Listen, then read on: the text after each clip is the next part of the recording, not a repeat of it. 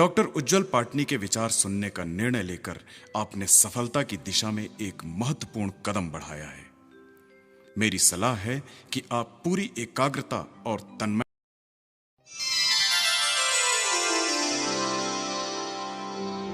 जीवन को आप किस नजरिए से देखते हैं, यह बहुत महत्व रखता है। हर व्यक्ति का दुनिया में अपना नजरिया होता है। कोई गुलाब के पौधे में सुंदर गुलाब देखता है तो कोई उस गुलाब के पौधे में कांटे देखता है। मित्रों, जो व्यक्ति दुनिया को जैसे देखता है वो वैसा ही सोचता है और उसको वैसी ही दुनिया मिलती है। कुछ लोगों को हर ओर समस्या दिखती तो कुछ लोगों को हर ओर अवसर दिखते। कुछ लोग जन्मदिन पर दुखी होते हैं कि उम्र 1 साल और कम हो गई, तो कुछ लोग जन्मदिन पर खुश होते हैं कि एक और शानदार साल बहुत अच्छे से हमने बिताया और अब एक और शानदार साल सामने है। आप जो सोचते हैं, जो उम्मीद रखते हैं, जाने अनजाने जो इच्छा करते हैं, वही चीज घूमकर हकीकत में आपके सामने चली आती है। आप दुनिया को जिस नजरिए से देखते हैं, दुनिया आपको ठीक वही चीजें लौटाती है, वही नजरिया लौटाती है। 4 अंधे एक बार एक राजा के दरबार में गए। उन्होंने कोई अच्छा कार्य किया तो राजा ने उन्हें एक हाथी इनाम में दिया, लेकिन साथ में कहा कि जिस वस्तु को तुम्हें इनाम के रूप में दिया जा रहा है उसका स्पर्श करके उसका वर्णन करो। वो चारों अंधे हाथी के चारों ओर खड़े हुए। जो व्यक्ति पूंछ की तरफ खड़ा था उसने पूंछ छूकर कहा कि महाराज, यह तो एक रस्सी है। राजा ने कहा वेरी गुड। जो व्यक्ति पैर की तरफ खड़ा था उस व्यक्ति ने पैर को छुआ और कहा कि महाराज, यह तो किसी पेड़ के मोटे तने की तरह लग रहा है। जो व्यक्ति सूंड की तरफ था उसने कहा महाराज, यह आपने क्या दे दिया, यह तो एक मोटा सांप दिख रहा है। और जो व्यक्ति पेट की तरफ था उसने कहा महाराज, आपने इतनी मोटी दीवार दे दी सामने, मैं इसे कैसे पार करूं। और चारों लोग आपस में लड़ पड़े। कहने का अर्थ यह कि हाथी एक ही था, लेकिन चारों लोग 4 दृष्टिकोणों से देख रहे थे, इसीलिए उन्हें 4 अलग अलग चीजें नजर आ रही थी। सार यह है कि हर व्यक्ति दुनिया में हर वस्तु को, हर घटना को अपने नजरिए से देखता है। एक ही आदमी मेरे लिए अच्छा हो सकता है और आपके लिए बुरा। एक ही वस्तु मेरे लिए खुशी देने वाली हो सकती है और आपके लिए दुख देने वाली हो सकती है। एक ही मुद्दे के बारे में हो सकता है मेरी राय कुछ अलग हो और आपकी राय कुछ अलग, और हम अपनी अपनी राय लिए भिड़ जाए। इसलिए सबसे पहले अपने नजरिए पर काम कीजिए। इस सारे सीडी में मैंने यही सब बातें कही है। आप दैनिक जीवन में क्या कहते हैं, कैसा सोचते हैं, क्या करते हैं, कौन सी भाषा का उपयोग करते हैं, कौन से दृष्टिकोण से देखते हैं, कैसा आचरण करते हैं। क्योंकि मेरा मानना है कि सफलता और असफलता, सुख और दुख, सब कुछ इंसान अपने अंदर से शुरू करता है। यदि आप अंदर से खींचे हुए हैं, अंदर से झल्लाए हुए हैं, अंदर से भन्नाए हुए हैं, तो इस दुनिया में कोई भी चीज आपको सुख प्रदान नहीं कर सकती। और यदि आप अंदर से खुश हैं, अंदर से आनंदमय हैं, तो फिर आप विपरीत परिस्थितियों का भी आनंद उठा सकते हैं। रविन्द्रनाथ टैगोर से एक बार मिर्जा ने पूछा कि गुरुदेव, आज का मौसम कैसा रहेगा। टैगोर ने जवाब दिया, मौसम जैसा मैं चाहूंगा वैसा रहेगा। मिर्जा ने पूछा, गुरुदेव माफ करना, लेकिन यह कैसे संभव है कि मौसम आप चाहोगे वैसा रहेगा। गुरुदेव ने कहा, अरे मूर्ख, मेरे लाख चाहने पर भी यदि बारिश होने वाली हो तो वो रुक नहीं सकती। मेरे लाख चाहने पर भी यदि कड़ी धूप निकलने वाली हो तो वो एक खुशनुमा मौसम में परिवर्तित नहीं हो सकती। मेरे हाथ में कुछ भी नहीं। तो फिर मैं मौसम के बारे में सोचकर सुखी या दुखी क्यों हूं? क्यों अपना समय व्यर्थ करूं?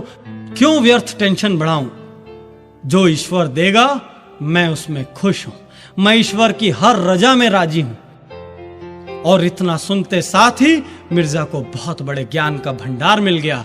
मिर्जा को समझ में आ गया कि जिन चीजों को आप बदल नहीं सकते उन पर रोना बेकार है, और विपरीत परिस्थितियों में भी सुखी रहने का सबसे अच्छा तरीका है कि हम अपना नजरिया सुख ढूंढने वाला कर लें। आज बड़ी बड़ी कंपनियों में, बड़े बड़े प्रतिष्ठानों में नजरिए को बहुत महत्व दिया जाने लगा है। एटीट्यूड आज की दुनिया का सबसे महत्वपूर्ण शब्द हो चुका है।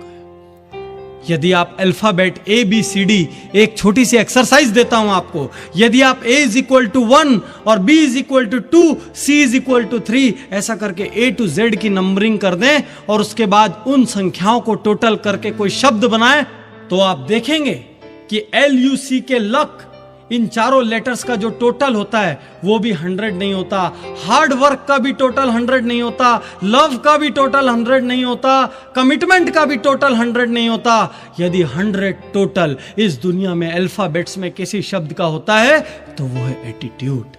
इसलिए आज एटीट्यूड पर काम करने के लिए देश की ढेरों कंपनियां हमारे ट्रेनिंग प्रोग्राम आयोजित करती हैं, क्योंकि सबका यह मानना है कि यदि हमारे कार्मिकों का, यदि हमारे कर्मचारियों का, यदि हमारे टीम वालों का नजरिया सकारात्मक होगा, सुख ढूंढने वाला होगा, उपलब्धि ढूंढने वाला होगा, तो वो अपने आप ही नई ऊंचाइयां हासिल करेंगे। और यदि उनका नजरिया दुख ढूंढने वाला होगा, मुश्किल ढूंढने वाला होगा, तो वो अपने साथ अपनी कंपनी को भी सालों पीछे ले जाएंगे। एक बहुत पुराना उदाहरण, लेकिन मेरा बहुत ही फेवरेट उदाहरण है। जूतों की एक प्रसिद्ध कंपनी ने अफ्रीका में अपना कारोबार फैलाने के लिए एक सेल्समैन को भेजा। उस सेल्समैन से कहा कि जाओ और वहां के बाजार का जायजा लो। वह सेल्समैन वहां गया, उसने उस बाजार का विस्तार से डिटेल सर्वे किया और उसके बाद अपनी कंपनी को एक रिपोर्ट बनाकर भेजी।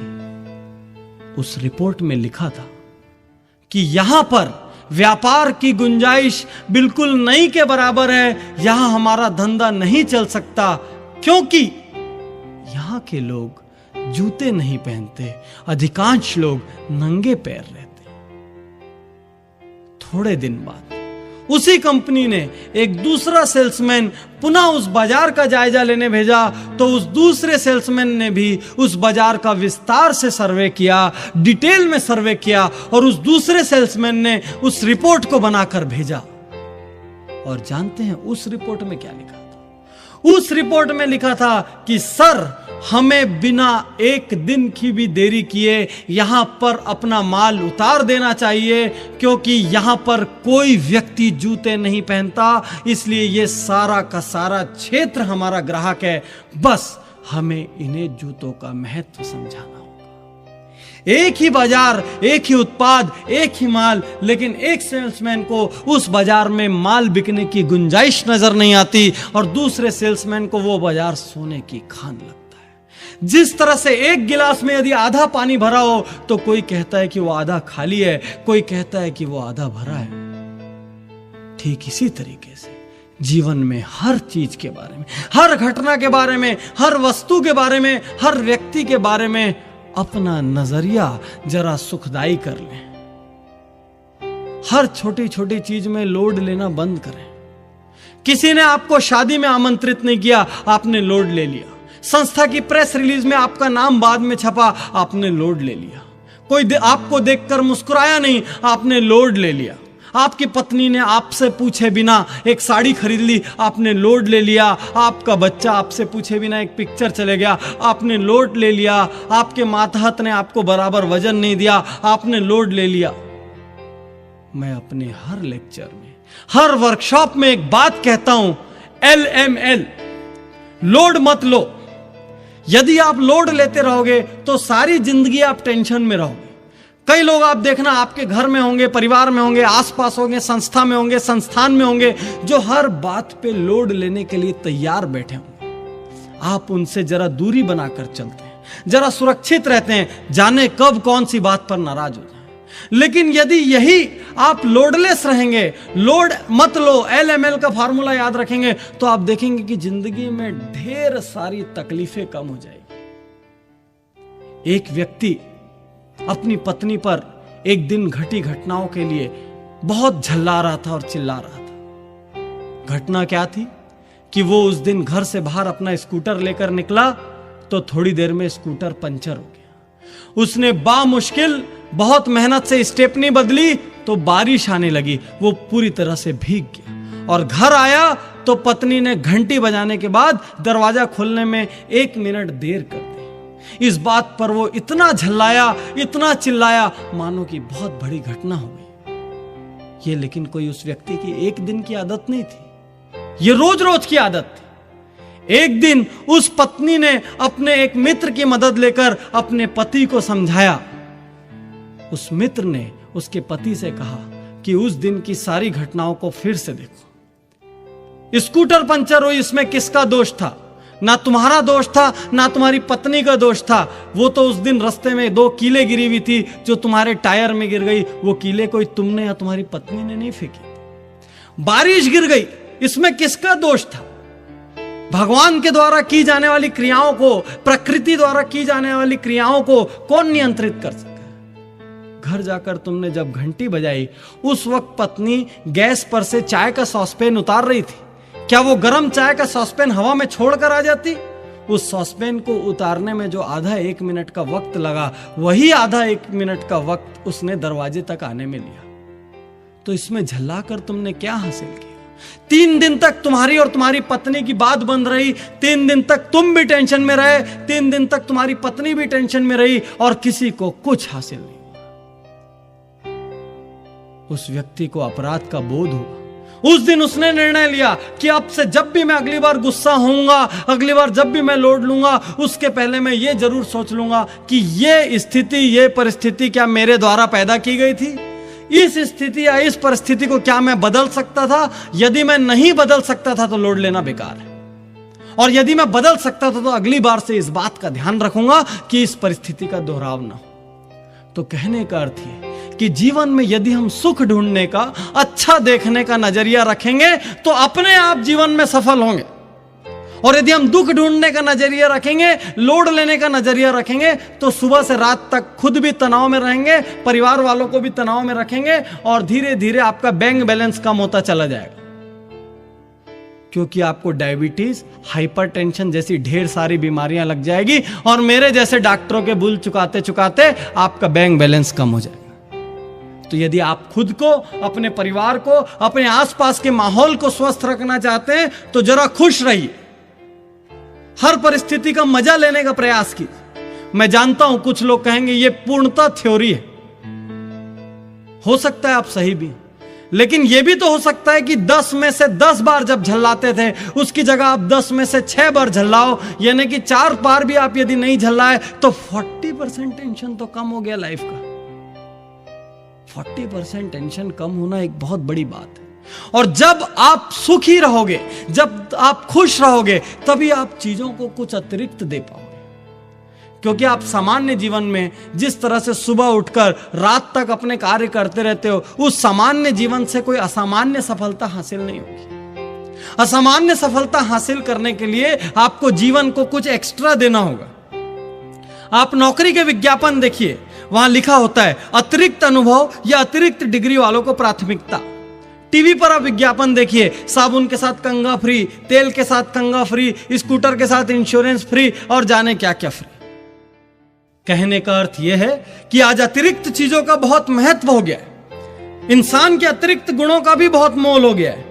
मित्रों, जिंदगी एक प्रतियोगिता की तरह है, यहां सबसे सक्षम खिलाड़ी ही जीत सकता है। इसलिए आज से हर कार्य में थोड़ा सा एक्स्ट्रा समर्पण दिखाना शुरू कीजिए, थोड़ी सी एक्स्ट्रा रुचि दिखाना शुरू कीजिए। किसी भी कार्य के दौरान यह जरूर सोचिए कि इसमें मैं अपनी तरफ से एक छोटा सा विचार और कौन सा डाल सकता हूं। जिस सफर में दूसरे लोग थक कर रुक जाएं, वहां आप सिर्फ एक कदम और आगे बढ़िए। थोड़ी एक्स्ट्रा रुचि, थोड़ा एक्स्ट्रा समर्पण, थोड़ा एक्स्ट्रा आइडिया ही इस संसार में मनुष्यों के बीच फर्क पैदा करता है। अन्यथा ईश्वर ने तो सारे इंसानों को एक जैसा ही धरती पर भेजा है। इसी में से कुछ लोग शिखर पर पहुंच गए, कुछ लोग मध्य में रह गए, कुछ लोग आम रह गए। तो यदि आप जिंदगी को थोड़ा सा एक्स्ट्रा देने को तैयार हैं, तो जिंदगी आपको ढेर सारा एक्स्ट्रा लौटाने को तैयार है। कभी आप सोचिएगा कि एक ही इंजीनियरिंग कॉलेज से एक ही बीई की डिग्री लिए हजारों छात्र निकलते हैं, लेकिन कोई छात्र 20 लाख रुपए सालाना के पैकेज पे जाता है, तो कोई छात्र 1 लाख रुपए सालाना के पैकेज पे जाता है। एमबीए के कॉलेज से सैकड़ों छात्र निकलते हैं, किसी छात्र को एक ही बार में इंटरव्यू के बाद चयनित कर लिया जाता है, तो दूसरा ऑफिसों के चक्कर लगाता है। एक ही डिग्री, एक ही योग्यता होने के बावजूद भी सफलता के पैमानों पर बहुत फर्क आ जाता है, और यह फर्क आता है उस इंसान के अतिरिक्त गुणों की वजह से। तो अब से आप सोचिए कि जितनी आवश्यकता हो उससे ज्यादा आप क्या कर रहे हैं, क्योंकि जितनी आवश्यकता होगी सिर्फ उतना ही करेंगे तो औसत और सामान्य व्यक्ति बनकर औसत और सामान्य जिंदगी जिएंगे, और यदि आप थोड़ा एक्स्ट्रा करेंगे तो लाइफ में कुछ एक्स्ट्रा पाएंगे। आपने ओबेरॉय ग्रुप के चेयरमैन मोहन सिंह ओबेरॉय का नाम सुना होगा। वो भी जिंदगी में हमेशा कुछ एक्स्ट्रा देने में विश्वास करते थे। किसी भी काम करने के पीछे उनकी एक फिलॉसफी रहती थी, सिर्फ एक कदम और। युवावस्था में सरकारी नौकरी प्राप्त करने की जब उनकी सारी कोशिशें विफल हो गई तो वो एक होटल में पहुंचे, शिमला में। होटल में उन्होंने मैनेजर से कहा, आप जो भी काम देंगे मैं उसे करने को तैयार हूं, और लक से, सौभाग्य से एक नौकरी खाली थी। उनको सुबह सुबह यह सुनिश्चित करना होता था कि होटल के कमरों में ग्राहकों को सुबह 5 बजे गर्म पानी मिल जाए। मोहन सिंह ओबेरॉय रोज सुबह 3:30 बजे होटल पहुंच जाते थे। 4, सवा 4 बजे तक सारा सिस्टम ठीक कर लेते थे, और 5 बजने के ठीक 10 मिनट पहले हर कमरे में गर्म पानी उपलब्ध हो जाता था। उनको जल्दी पहुंचने की कोई एक्स्ट्रा तनख्वाह नहीं मिलती थी, लेकिन उन्होंने अपनी हैबिट में, अपनी आदत में यह बात डाल ली थी कि मुझे भले ही एक्स्ट्रा तनख्वाह मिले ना मिले, मैं जो एक्स्ट्रा दे रहा हूं एक ना एक दिन उसका परिणाम मुझे जरूर मिलेगा। और उसका परिणाम है आज सैकड़ों करोड़ रुपए का ओबेरॉय का साम्राज्य। तो यदि आप भी कुछ एक्स्ट्रा देने को तैयार हैं, यदि आप भी थोड़ी एक्स्ट्रा मेहनत करने को तैयार हैं, थोड़ी एक्स्ट्रा लगन देने को तैयार हैं, थोड़ी एक्स्ट्रा आइडिया डालने को तैयार हैं, तो आप थोड़ी एक्स्ट्रा सफलता नहीं, बहुत ज्यादा एक्स्ट्रा सफलता पाने के लिए तैयार हो जाइए। और इस एक्स्ट्रा को पूरे उत्साह से डालिए। यह नहीं कि जीवन में अपने काम को हम बोझ समझकर कर रहे हैं या कर्तव्य समझ के कर रहे हैं, जुनून समझ के कीजिए। क्योंकि यदि आपको अपने काम के प्रति उत्साह महसूस नहीं होगा तो आप उस काम को वो ऊंचाई नहीं दे सकते। मित्रों, हमारे आसपास ऐसे कई लोग होते हैं जिनके आते ही सबके चेहरे खिल उठते हैं, माहौल में करंट आ जाता है, सब कुछ खुशनुमा हो जाता है। वहीं दूसरी ओर ऐसे भी लोग होते हैं जिनके आते ही सबके चेहरे पे प्रश्नवाचक चिन्ह आ जाते हैं, जिनके आने से माहौल में कोई फर्क नहीं पड़ता, उल्टे और माहौल बोझिल हो जाता है। यह फर्क आता है उत्साह से, यह फर्क आता है पॉजिटिव वाइब्रेशन से। तो यदि आपने जिंदगी में सुख ढूंढने का नजरिया बना लिया है, यदि आपने सारे नकारात्मक वाक्यों को तलाक दे दिया है, यदि आपने सारे नकारात्मक लोगों से दूरी बना ली है, यदि आप मेहनत करना शुरू कर चुके हैं, यदि आप अपने बहानों से पीछा छुड़ा चुके हैं, यदि आप जीवन में अब एक्स्ट्रा डालने लगे हैं, तो यह ध्यान रखिए कि हर पल आपके अंदर उत्साह होना चाहिए। एक बच्चा रोज ठेले पर तरबूज लादकर बाजार में बेचने जाता था। 3 दिन हो चुके थे, एक भी तरबूज नहीं बिका था। भरी गर्मी का सीजन था। रोज बच्चा थका मांदा, पसीने से लथपथ, निढाल होकर लौटता। तीसरे दिन मां ने उससे पूछा, क्या बात है बेटा, तेरा एक भी तरबूज नहीं बिकता? तो वो कहता है, मां मैं पूरी मेहनत करता हूं लेकिन पता नहीं लोग क्यों मेरा तरबूज नहीं खरीदते। तो मां ने कहा कि बेटा एक काम कर, एक बार तू मुझे बता कैसे तू तरबूज बेचता है। उस बेटे ने अपनी तकनीक मां को बताई। तो मां ने उससे कहा कि बेटा तू इतना निरुत्साहित होकर, इतना निढाल और इतना सुस्त होकर अपना काम करता है, बोझ समझकर अपना काम करता है, तो तू बरकत कभी नहीं कर सकता। कौन तुझसे तरबूज खरीदेगा? तो बेटा पूछता है, मां तुम ही बताओ मैं क्या करूं? तो मां कहती है, जा जरा उत्साह से बोल, चिल्ला के बोल, आग से बोल, दिल से बोल। ऐसी आवाज निकलनी चाहिए कि दूसरा आदमी बाध्य हो जाए तेरी आवाज सुनने के लिए। अगले दिन बच्चा वापस बाजार में गया। वहां उसने जोर से चिल्लाना शुरू किया, लीजिए मैं आपके लिए बहुत मीठा और बहुत स्वादिष्ट तरबूज लाया हूं। ऐसा तरबूज जो सिर्फ नदी के उस पार उगता है, ऐसा तरबूज जो सिर्फ भाग्य वाले ही खा पाएंगे, क्योंकि ये बहुत कम है। और मेरा वादा है आपसे, इतना मीठा, इतना अच्छा तरबूज इतने सस्ते में आपने इससे पहले कभी नहीं खरीदा होगा। और देखते ही देखते मिनटों में उसके सारे तरबूज बिक गए। मित्रों, यदि उत्साह होगा तो वो उत्साह आपके शब्दों के माध्यम से, आपके हाव भाव के माध्यम से, आपके व्यवहार के माध्यम से हर उस आदमी तक पहुंचेगा जो भी आपके संपर्क में आएगा, और हर वो आदमी आपका मुरीद बन जाएगा जो भी आपके संपर्क में आएगा।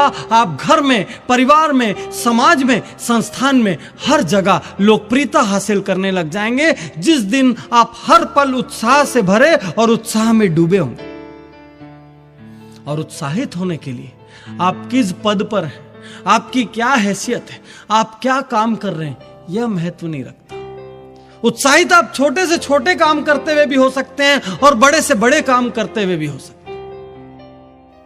भगवान श्री राम जब लंका पर आक्रमण करने के लिए समुद्र पर पुल बनवा रहे थे तो एक अजीब सा वाकया हो रहा था। एक छोटी सी नन्ही सी नाजुक सी गिलहरी बार बार समुद्र के किनारे पर लौटती, अपने शरीर पे कुछ रेत चिपकाती और लाकर वह रेत के ढेर में डाल देती थी जो कि पुल के निर्माण में काम में आ रही थी। कभी कभी वानरों को उससे बाधा भी हो रही थी।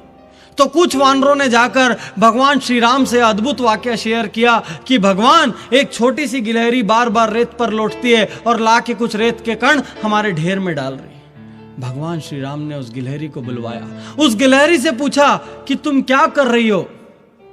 उस गिलहरी ने जवाब दिया कि भगवान, आप इतना महान काम करने जा रहे हैं, इसके लिए मैं आपके रेत के ढेर में रेत जमा करने में मदद कर रही हूं। भगवान श्री राम ने कहा, तुम इतनी नन्ही सी गिलहरी चंद रेत के दानों से इस समुद्र में किस प्रकार की मदद कर पाओगे। उस गिलहरी ने जवाब दिया, भगवान, मदद छोटी है या बड़ी ये तो मैं नहीं जानती, लेकिन यह मैं जानती हूं कि मुझ में जितनी ताकत है उतनी पूरी ताकत से, पूरे जुनून से, पूरे उत्साह से मैं अपने काम में अंजाम दे रही हूं। भले ही वो कुछ रेत के कण सही, लेकिन मेरे मन में संतुष्टि है कि मैं अपनी पूरी ताकत आपके मंगल कार्य में भिड़ा रही हूं। भगवान राम इतने खुश हो गए, इतने आनंदित हो गए कि कहते हैं कि उन्होंने उस गिलहरी की पीठ पर अपना हाथ फेरा और आज गिलहरी के पीठ पर जो रेखाएं, जो धारियां नजर आती है वो भगवान राम की उंगलियों की छाप है। यह तो केवल एक उदाहरण था जो कि आपको समझाने के उद्देश्य से समझाया गया था कि आप ये सोचते होंगे कि आप अपना पूरा काम हर वक्त उत्साह से करते हैं, लेकिन नहीं। जरा फिर से सोचिए, जरा गौर से देखिए, अपने आप को तुरंत निर्दोष साबित मत कीजिए, थोड़ा वक्त लीजिए, देखिए क्या आप पूरी लगन डालते हैं, क्या आप कुछ एक्स्ट्रा डालते हैं, क्या हर कार्य को करते वक्त आपके चेहरे पर मुस्कुराहट होती है, क्या आपके अंदर वो जुनून नजर आता है, क्या आपके अंदर वो पैशन है, वो ड्राइव है। क्योंकि यदि पैशन या ड्राइव या उत्साह नहीं है तो फिर आप कितने ही टैलेंटेड क्यों ना हो, आपके पास कितने ही संसाधन क्यों ना हो, आप मंजिल तक नहीं पहुंच सकते। मंजिल के आधे रास्ते में रुक जाएंगे, थक जाएंगे, ढेर हो जाएंगे। क्योंकि इंसान उसी काम को अंजाम दे पाता है जिस काम के अंदर वो दिल से अपनी पूरी जुनून और पूरी ताकत झोंक दे। मित्रों, मेरा बहुत स्पष्ट मानना है कि यदि एक मूर्ख या योग्यता विहीन व्यक्ति असफल हो जाए, यदि एक मूर्ख या योग्यता विहीन व्यक्ति अपने सपनों को ना पा पाए तो उतने दुख की बात नहीं। लेकिन यदि एक योग्य व्यक्ति, एक काबिल व्यक्ति, एक बुद्धिमान व्यक्ति असफल हो जाए तो उसे जरूर शर्मिंदा होना चाहिए, क्योंकि उसने अपनी योग्यता के साथ, अपनी बुद्धिमत्ता के साथ, अपनी क्षमता के साथ और अपनी काबिलियत के साथ अन्याय किया है। मेरा यह भी मानना है कि हमारी बरकत में, हमारी तरक्की में, हमारी उपलब्धियों में हमारे परिवार का बहुत योगदान होता है, हमारे माँ बाप का बहुत योगदान होता है, जिन्होंने अपनी सारी जिंदगी हमारे लिए होम कर दी। मैंने कम से कम अपने जीवन में कोई ऐसा माँ बाप नहीं देखा जो खुद अच्छे कपड़े पहनता हो और जिसने अपने बच्चों को फटे कपड़े पहनाए हो। मैंने कोई ऐसे माता या पिता नहीं देखे जो खुद अच्छा खाते हो और अपने बच्चों को खराब खिलाते हो, खुद अच्छी जगह में रहते हो, बच्चों को खराब जगह में रखते हो, खुद अच्छी जिंदगी जीते हो और बच्चों को खराब जिंदगी देते हो। हर माँ बाप अपने बच्चों को सर्वश्रेष्ठ देने का प्रयास करता है। फिर पता नहीं क्यों ऐसा होता है कि वही बच्चा जब काबिल होता है, वही बच्चा जब योग्य होता है, तो सबसे पहले वो दुनिया में जिनका तिरस्कार करता है वो उसके मां और बाप होते हैं। यदि आप अपने मां बाप का सम्मान करते हैं, यदि आप अपने मां बाप की खुशियों और भावनाओं का ख्याल रखते हैं, तो मैं हाथ जोड़कर आपको नमस्कार करता हूं। लेकिन मैं जानता हूं कि अधिकांश लोग आज अपने मां बाप का उचित सम्मान, उचित सत्कार नहीं करते, उन्हें उचित सुविधाएं नहीं देते। मित्रों, एक छोटा सा बच्चा रोज रोज स्कूल जाता था और देखता था अपने एक साथी बच्चे को कि उसका वो साथी बच्चा जेब में ढेर सारे पैसे लेकर आता था। वो साथी बच्चा रोज चॉकलेट खरीदता, रोज स्कूल के बाहर आइसक्रीम खरीदता। एक दिन इस बच्चे ने उस साथी बच्चे से पूछा कि यार तुम इतने पैसे कहां से लाते हो? उस बच्चे ने कहा कुछ नहीं, दिन भर मेरी मम्मी मुझसे जो काम करवाती है, मैं रात में उन कामों का बिल बना देता हूं और सुबह मेरी मम्मी उन बिलों का पेमेंट कर देती। वाह! दूसरे बच्चे को बड़ा आनंद आया। ये तो बहुत बड़ा शॉर्टकट है। घर का काम करो, उसी में पैसे कमा लो और उससे ढेर सारी चॉकलेट और आइसक्रीम खाओ। बाल मन था, बाल बुद्धि था, तुरंत प्रेरित हो गया। उसी दिन वो अपने घर गया और उस दिन उसकी मम्मी ने उसे कुछ काम कहे कि जा बेटा बाजार से सब्जी ले आ, तार पर कपड़े सुखाने में मेरी मदद कर दे, थोड़ा ये सामान करीने से रख दे। उस बच्चे ने सारा काम किया, लेकिन उसके मन में एक एजेंडा चल रहा था।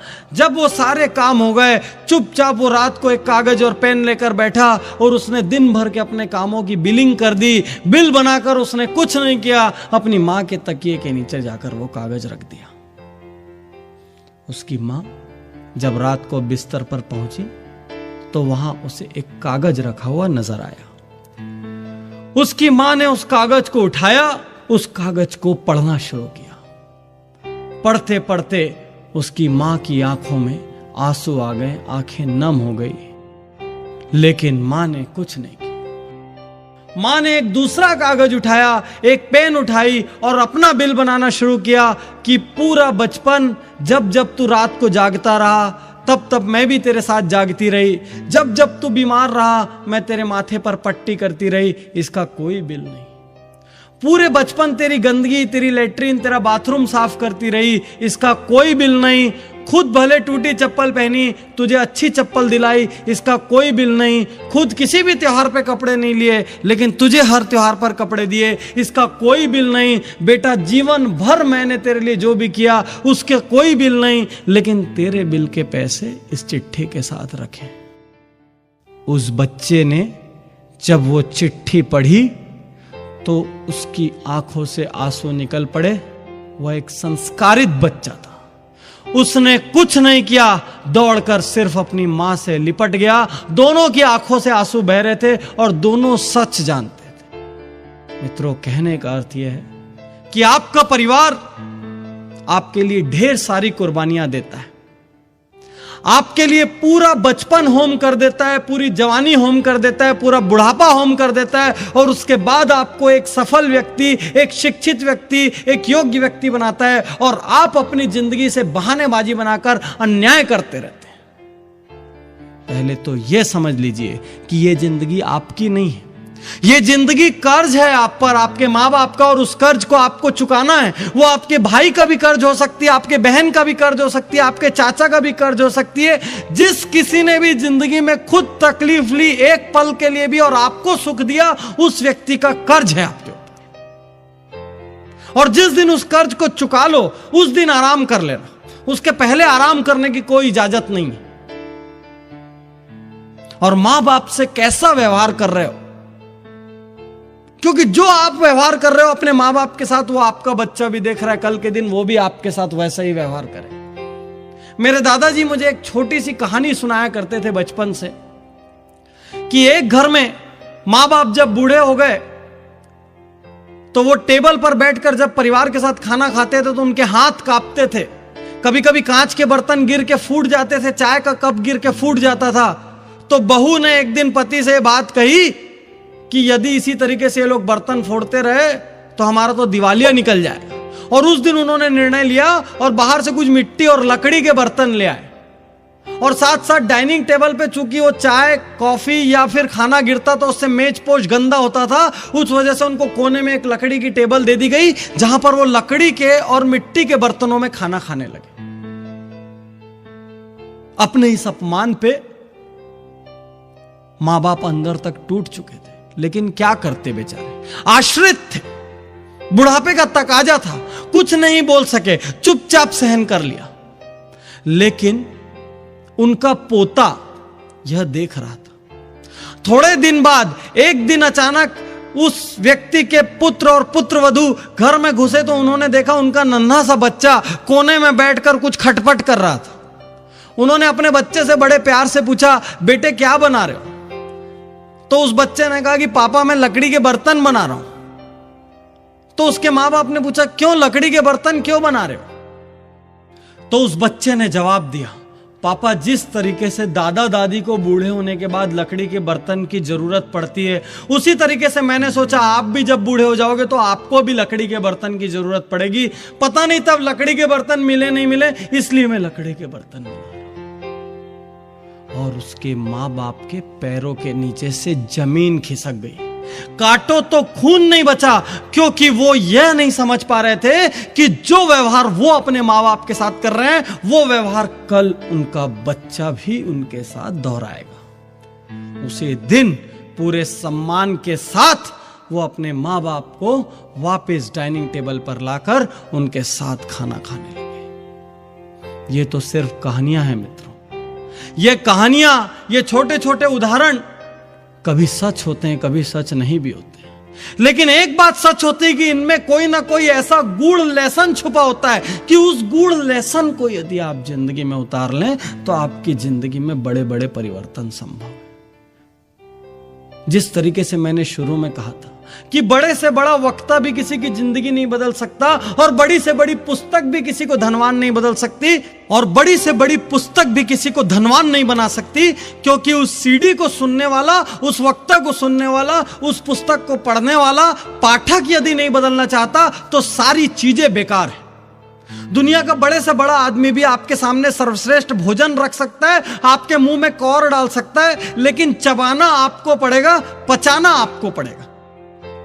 इस सीडी में कई जगह मैंने बहुत सी कड़वी बातें कही।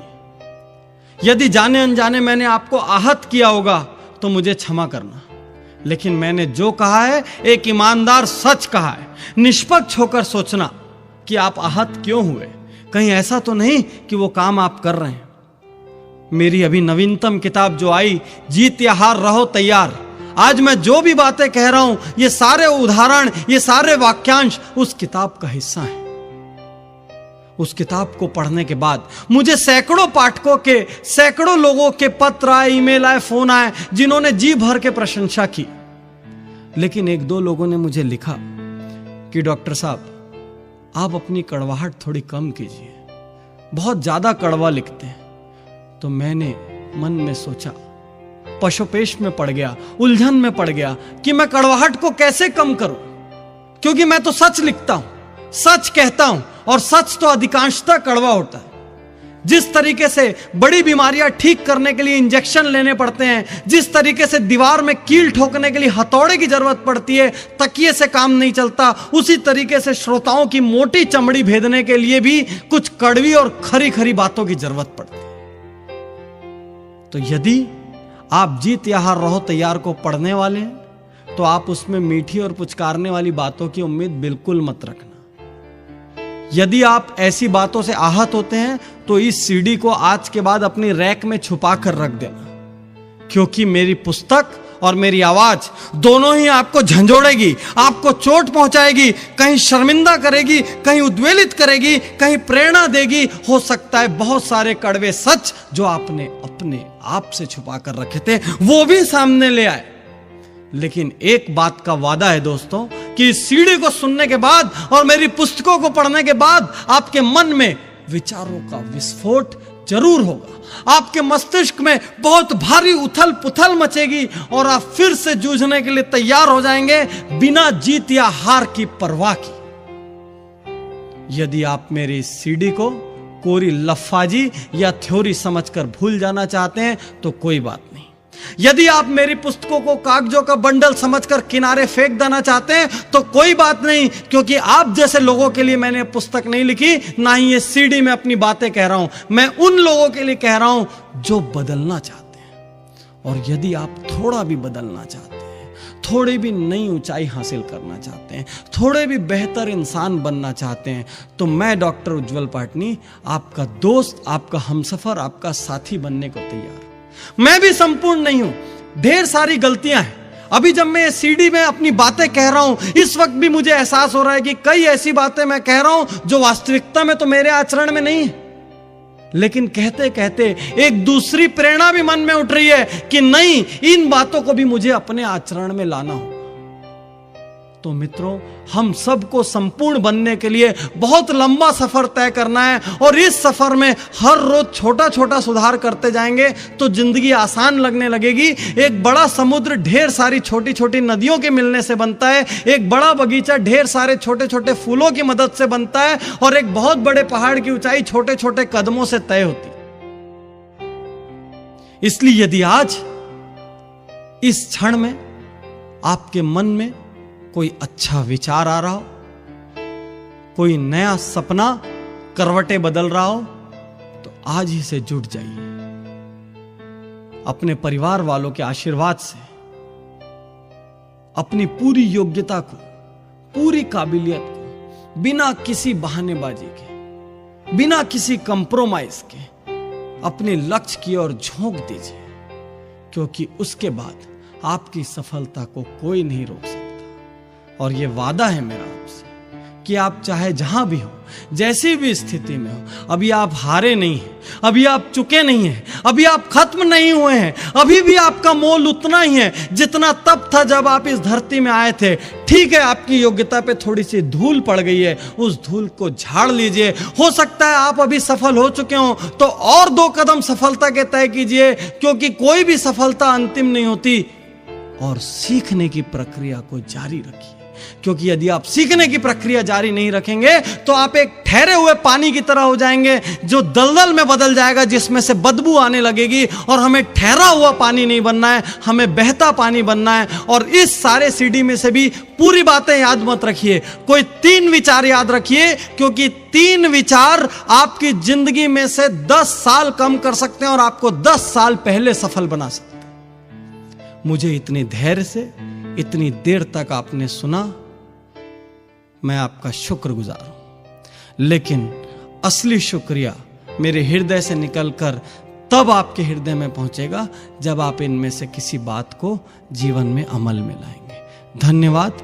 जय हिंद, जय भारत।